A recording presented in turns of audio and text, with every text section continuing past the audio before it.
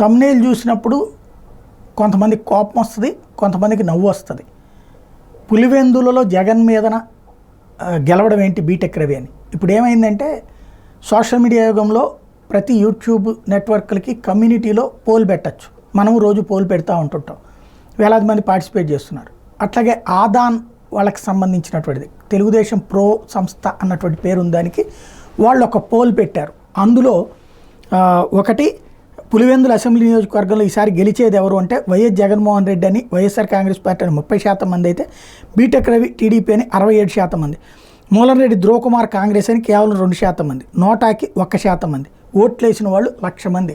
అంటే బీటెక్ రవి గెలుస్తాడంటే ఆదాన్ వాళ్ళ పోలే నిజమైతే జగన్మోహన్ రెడ్డి ఓడిపోయినట్టు, బీటెక్ రవి గెలిచినట్టు. అదే సందర్భంలో ఆంధ్రప్రదేశ్లో ఎవరు గెలుస్తారని ప్రొఫెసర్ నాగేశ్వర్ గారి పోల్ చూస్తే దాంట్లో 80,000 మంది ఎంత వేశారు. అందులో 56% మంది వైసీపీకి, 47% మంది తెలుగుదేశం జనసేన బీజేపీ కూటమిగానే వేశారు. కాబట్టి ఇట్లా ఎంతవరకు నమ్మచ్చు అంటే అందులో ఉన్నటువంటి సబ్స్క్రైబర్ల ఆలోచన తీరును బట్టి ఉంటుంది.